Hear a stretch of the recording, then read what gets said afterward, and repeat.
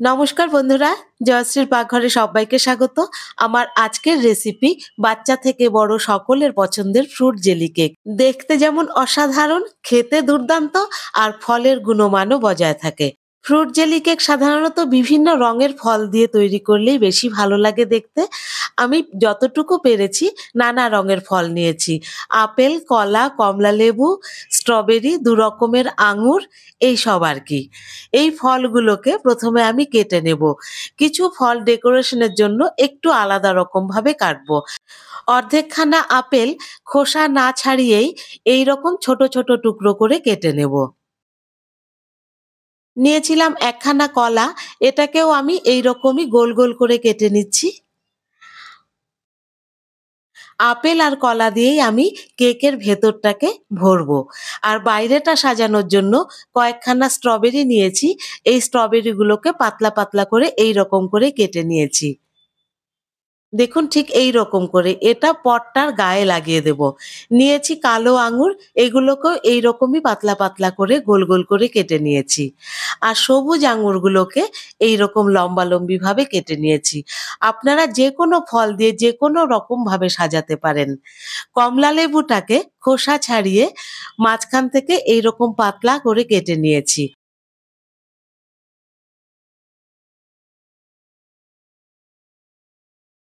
বীজগুলোকে আলাদা করে নিয়ে কমলালেবুর এই টুকরো থেকে ঠিক এইরকম শেপে আমি আলাদা আলাদা করে নিচ্ছি। এবারে যে বাটির মধ্যে আমি কেকটা তৈরি করব, তার মধ্যে আমি প্রথমে সাজানোর ফলগুলোকে সেট করে নেব। এটা কিন্তু পরে করার সময় থাকবে না। সেজন্য এই কাজটাকে জলটা বসানোর আগেই করে নিতে হবে।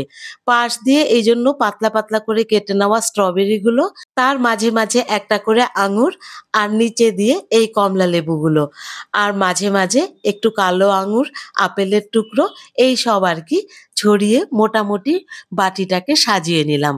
দেখুন বাইরের দিকটা এইরকম করে আমি সাজিয়ে নিয়েছি। এইবারে গ্যাসের ওপরে আমি বসিয়ে দিলাম ওই বাটির মাপেরই ১ বাটির থেকে একটু কম জল। এই জলের মধ্যে আমি দিয়ে দিচ্ছি স্বাদ মতো চিনি। আমি এখানে ৪ টেবিল চামচ চিনি দিয়েছি। চিনিটা জলের সঙ্গে একটু ভালো করে গুলে নিয়ে জলটাকে ফুটতে দেব। এদিকে অন্য একটা বাটির মধ্যে একটুখানি ঠান্ডা জল নিয়ে এর মধ্যে দিয়ে দিচ্ছি আগার আগার পাউডার। এই পাউডারটি অনলাইন সাইটগুলোতে পাওয়া যায়। আমি ফ্লিপকার্ট থেকে কিনেছি, অথবা যেকোনো বড় মুদি দোকানে পাওয়া যায়। আর এটা কিন্তু সম্পূর্ণ নিরামিষ একটি জিনিস। এখান থেকে আমি ৩ চামচ পাউডার এই জলের মধ্যে দিয়ে গুলে নেব। ১ চামচ করে দিয়ে ভালো করে গুলে নিয়ে তারপরে আর ১ চামচ দেব। তারপরে একইভাবে গুলিয়ে নিব।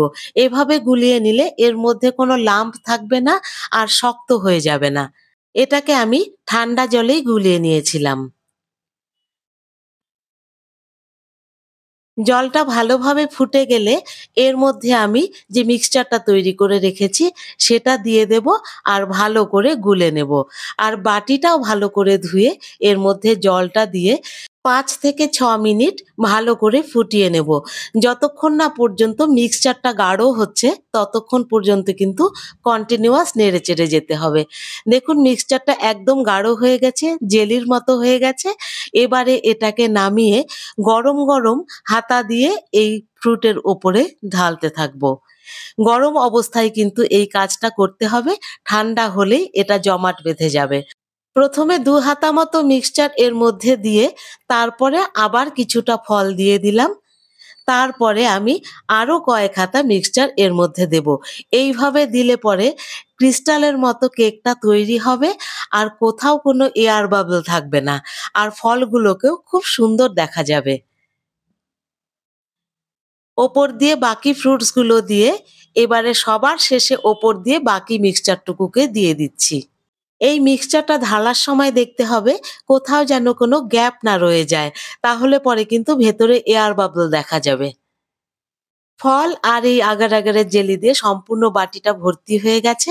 এবারে বাইরে রেখে কিছুক্ষণ ঠান্ডা করে নিয়ে তারপরে ২ ঘন্টা মতো ফ্রিজে রেখে এটাকে ঠান্ডা করে নেব। ঘন্টা ২ ফ্রিজে রাখার পরে এবারে আমি ঢাকনাটাকে সরিয়ে নিচ্ছি।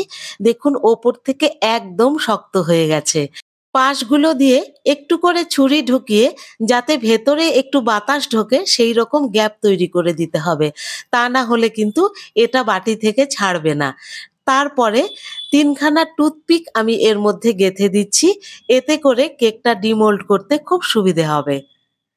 ওপরে ১ খানা প্লেট বসিয়ে দিয়ে এবারে উল্টে দিলেই কেকটা বেরিয়ে এলো। টুথপিকের কারণে যে এয়ারের গ্যাপটা তৈরি হয়েছে, কেকটা কিন্তু খুব সহজেই ছেড়ে আসবে। আর দেখুন কি অসাধারণ দেখতে একখানা কেক তৈরি হয়েছে। যে কখনোই ফল খায় না, সেও একবার এই কেকটি দেখলে পরে খেতে চাইবে। এবারে কেটে নিচ্ছি। আমার আজকের এই ফ্রুট জেলি কেকের রেসিপিটি আপনাদের কাছে কেমন লাগলো কমেন্ট বক্সে অবশ্যই জানাবেন। আর চ্যানেলটি যদি এখনো সাবস্ক্রাইব করে না থাকেন, তাহলে চ্যানেলটি সাবস্ক্রাইব করে নেবার অনুরোধ রইলো। আজকের মতো এই পর্যন্তই। ফিরে আসবো অন্য একটি রেসিপি নিয়ে। ততক্ষণ টাটা।